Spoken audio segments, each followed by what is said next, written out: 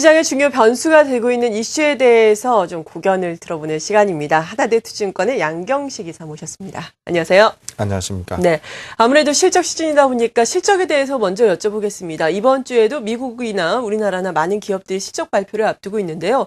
이 실적이 시장의 변동성을 좀 얼마나 키울까요? 3분기 실적 시즌이 시작되기 전에도 별로 기대치가 별로 높지가 않았었는데 실제적으로 3분기 실적이 발표되면서도 실망감들이 계속해서 이어지고 있는 모습입니다.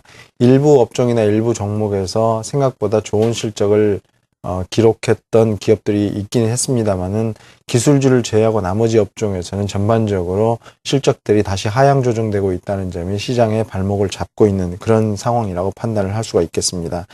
근데 문제는 부진한 3분기 실적의 가장 큰 원인이 경기에 대한 불확실성이라고 볼 수가 있겠고, 그 경기에 대한 불확실성이 4분기에도 계속해서 이어지면서 4분기 전망에 대해서도 다소간의 부정적인 전망들이 계속 이어지고 있다는 점이 시장에 참 부담스럽다 이렇게 판단을 할 수가 있겠습니다. 그런 점에서 보면은 결국에는 주가가 안정적으로 상승하기 위해서는 경기에 대한 회복 기대감이 살아나는 수밖에 없는 것이 아닌가 이런 생각을 다시 한번 해보게 됩니다. 네, 실적과 경기도 연관성이 있기 때문에 경기에 대한 회복 기대감이 살아나야 한다라고 말씀해 주셨는데 4분기 경기도 또 계속해서 안 좋을 것으로 예상이 된다면은 그래도 4분기 정도에는 좀 바닥을 찍고 내년 상반기에는 좀 좋아질 수 있을까요? 이 점에 대해서는 어떻게 보십니까? 그렇습니다. 그나마 다행스러운 것이 그동안의 2분기, 3분기 때 계속해서 글로벌 경기가 안 좋은 모습이었는데 3분기를 바닥으로 해서 4분기 이후에 속도가 좀 다소 좀 부진하다고 볼 수는 있겠습니다만 방향이 좀 위쪽으로 잡을 수 있다는 점은 굉장히 긍정적이라고 말씀을 드릴 수가 있겠습니다. 네. 중국 경제 같은 경우에 지난 3분기 때 7.4% 성장을 기록을 했는데 7분기 연속 하락세를 보이고 있는 모습인데요. 중국의 5세대 지도부가 출범한 이후로 보면 본격적인 경기 부양에 대한 기대감을 높일 수 있기 때문에 4분기 이후에는 좀 회복되지 않겠냐 이런 생각을 갖고 있고요.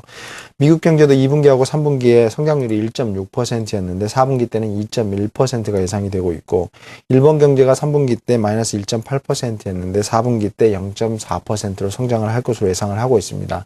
유로존마저도 지난 분기 3분기 때 마이너스 1.1%에서 4분기 때는 마이너스가 좀 많이 줄어서 마이너스 0.6%를 기록을 할 것으로 보이고 있습니다. 그런 측면에서 보면 실물 경제가 추가적으로 계속해서 부담스러운 요소는 있지만 3분기를 저점으로 해서 4분기, 그 다음에 내년도에는 성장률이 숫자적으로 좀 다소 좀 높아질 수 있다는 기대감을 가질 수 있다는 점에서 시장의 주가 지수가 하단을 좀 지켜주는 그런 요소가 되고 있다고 볼 수가 있겠습니다. 네, 이렇게 실적과 또 경기에 대해서 도움 말씀을 들어봤고요. 여러 가지 또 정치적인 이슈들도 있습니다. 특히나 스페인의 구제금은 신청과 관련해서 우리가 주목을 했던 것이 스페인의 지방선거였거든요. 그렇습니다. 특히나 갈라시아 지방에서는 또 국민당, 그러니까 라호이 총리가 이끄는 국민당이 승리한 것으로 알려지면서 스페인이 또 구제금융 신청에 속도를 낼 수도 있지 않겠느냐라는 기대감도 있는데요. 여기에 대해서는 어떻게 생각을 하면서 지켜봐야 될까요? 그렇습니다. 이렇게 스페인 같은 경우에는 지금 한 달째 지금 구제금융 신청하는지 여부 가지고 계속해서 시장에서 설왕설래하고 있는 모습인데 결국 스페인의 정치권이 결정을 내려야 되는 그런 상황이 가까이 와 있다 이렇게 판단을 하고 있는 상황입니다. 시간적인 문제가 있긴 하지만 정치적인 결단이 요구되는 상황이 아닌가 이런 생각을 한다는 말씀이고요. 지방선거에서 다소 시장의 지방선거 이후에 구제금융 신청에 대한 여건이 다소 좀 개선이 된 것은 맞습니다. 아까 말씀하신 것처럼 갈리시아 지방에서는 국민당이 승리를 하기도 했지만 지금 현재 분리독립을 주장하고 있는 바스크주가 있습니다. 바스크주에서는 여전히 지금 현재 바스크 민족당이라든지 분리독립당들이 상당히 선전하는 모습을 보이면서 아직까지 독립에 대한 불확실성 이런 부분이 남아있다는 점에서 보면 스페인의 라호이 총리를 비롯한 그 정계가 굉장히 아직도 구제금융 신청을 두고 굉장히 망설이고 있는 이런 과정이다 이렇게 판단을 하고 있습니다. 그렇지만 전반적으로 볼 때 스페인이 구제금융을 신청하는 것이 시간의 문제라고 판단이 되면 정치권에 대한 결단도 이제 머지 않았을 거다 이렇게 판단을 하고 있고요.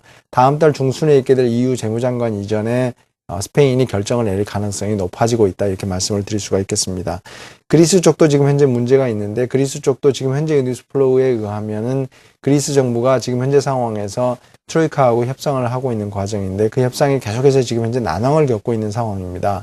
난항의 가장 큰 요인은 긴축에 대한 목표 달성 시간을 좀 연장해 달라고 하는 것이 그리스의 입장인데 트로이카가 그 부분에 대해서 굉장히 강하게 나오고 있는데 최근 들어서 좀 분위기가 좀 바뀌고 있습니다. 그래서 기간을 연장해 주자는 쪽으로 지금 방향이 좀 돌아가고 있는 측면에서 바라보면 유럽 쪽에 있어서의 들려오는 소식들이 좀 시간이 지나면서 추가적으로 좀 긍정적인 뉴스가 나올 수 있는 가능성이 있어서 주가의 상승의 빌미가 될 수 있을 여지가 있다고 볼 수가 있겠습니다. 네, 좀 모멘텀이 조금이라도 되기를 우리가 기대를 해보겠습니다.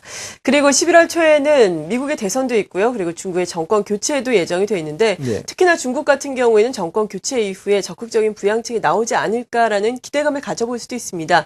이러한 대선과 정권 교체 이슈에 대해서는 어떻게 볼까요? 예, 저도 지금 중국 정부가 5세대 지도부가 출범한 이후 11월 8일 날에 출범을 하게 되는데 그 이후로 좀 본격적인 경기 부양책에 대한 기대감 저도 높아질 수 있다고 제가 생각을 하고 있는데 그래서 단기적으로 긍정적인 요소가 있다고 판단을 하고 있습니다.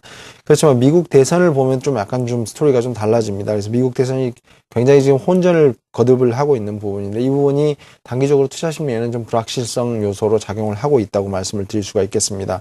공화당이 집권을 하게 되면 지금 현재의 정책이 크게 바뀔 가능성이 있기 때문에 시장이 그 부분에 대해서 좀 불안해할 가능성이 있고요.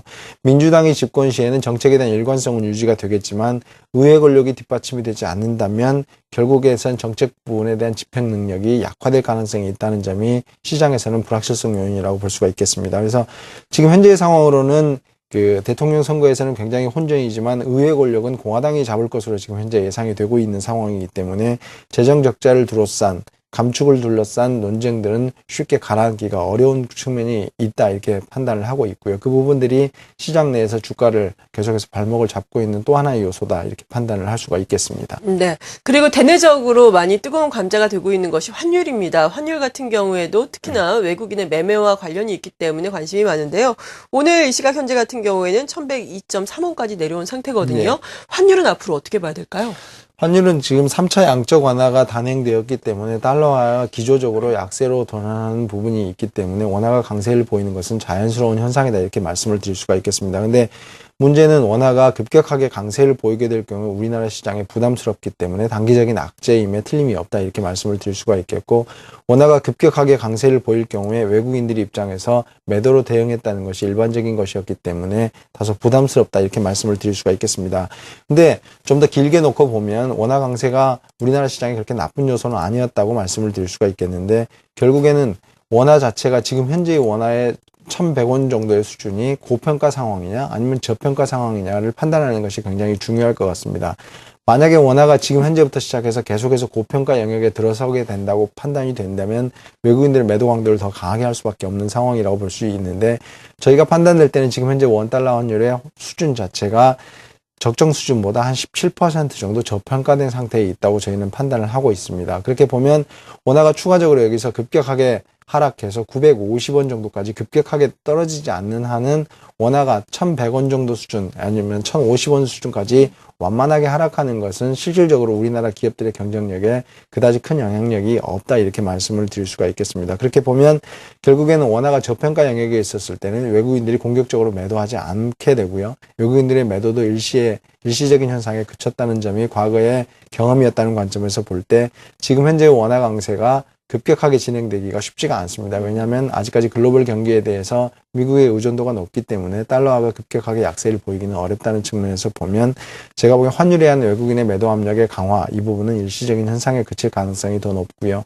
완만한 원화 강세는 장기적으로 우리나라 주식시장의 상승 동력이 될 수도 있다는 점도 생각해 볼 여지가 있겠습니다. 네. 이렇게 원화가 상대적으로 저평가가 돼 있는 상태이기 때문에 외국인의 매도가 급격하게 나올 가능성은 좀 낮다라고 말씀해 주셨습니다. 마지막으로 그렇다면 어떤 투자 전략을 세워야 하는지 궁금한데요. 투자 전략 간략하게 세워주시죠. 예, 주식시장의 방향성을 좀 잡지 못하는 국면이 좀 더 연장이 될 가능성이 높을 것 같습니다. 그래서 대형주냐 아니면 중소형주냐 이렇게 논할 필요가 있는 상황도 아닐 것 같습니다. 그래서 적절한 가격에 따른 순환매가 계속해서 돌 거라고 생각을 하고 있기 때문에 거기에 따라서 대응을 발빠르게 단기로 대응하시는 전략이 바람직할 것 같고요. 저는 앞으로 남은 이벤트 중에서 두 가지가 중요한데 유럽 쪽에서는 스페인의 구조개명하고 그리스에 대한 긴축 기간 연장 이 뉴스가 굉장히 단기적으로 모멘텀을 줄 거라고 보고 있고요. 11월 8일 날 중국의 5세대 지도부가 출범한 이후 중국이 본격적인 부양책에 나서는 것이 이 두 가지가 경기 모멘텀이라고 하는 관점에서 보면 낙폭 과대주 중에서 화학과 철강은 중국을 바라보면서 좀 생각할 여지가 있다고 판단을 하고 있고요. 조선과 금융은 유럽 쪽을 바라보면서 좀 생각을 좀 달리 해볼 여지가 있는 그런 섹터가 아닌가 싶습니다. 네, 지금까지 하나대투증권의 양경식 이사였습니다. 감사합니다.